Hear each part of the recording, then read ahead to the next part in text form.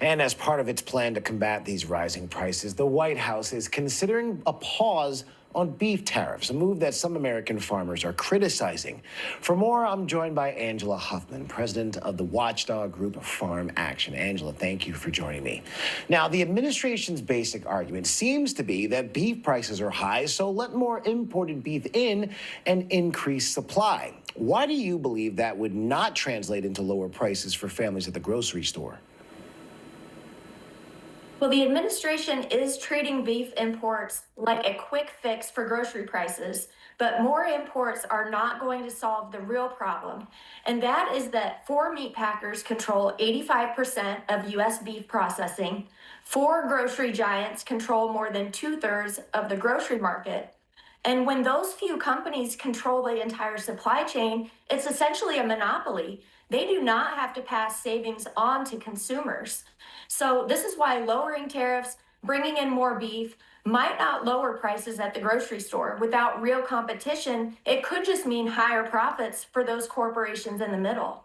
Okay, so you point to consolidation in the beef industry, saying four major meat packers control roughly 85% of U.S. beef processing. But if consumers are paying too much right now, why not use every available tool, including imports, while also going after consolidation?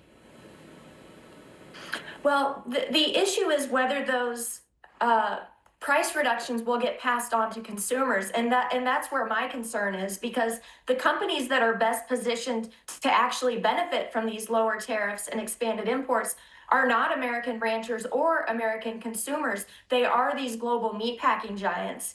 For example, two of the four biggest meat packers operating in the United States are Brazilian owned.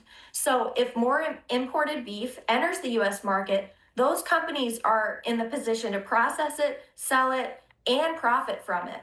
So in a market this concentrated, it's likely to be the meat packers capturing those savings and not getting passed on to consumers. And what is the clearest evidence that those savings wouldn't essentially get passed, wouldn't actually seen by the consumers? What's the evidence there?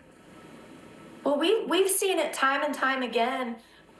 There have been just a continuous flow of price fixing cases and settlements where these meatpacking corporations are being accused of essentially price fixing and rigging the market and not passing on those costs to consumers. So we've seen it over the last several years playing out just this way. So with that evidence, we just don't expect a different outcome here now.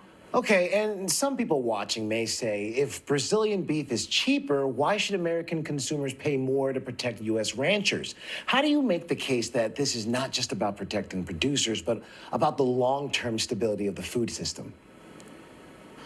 Sure. Well, more imported beef really does give meat packers more leverage over U.S. ranchers. And we really need to be focused on more food security here at home. So when meat packers can bring in more imported beef, they're able to use that supply to push down the price that they pay to American ranchers who have already been through years of drought and high costs and unfair markets. So, this plan could end up with U.S. ranchers getting paid even less. Like I said, consumers paying more, meat packers making greater profits, and really eroding our food security over time. All right, Angela Huffman, thank you.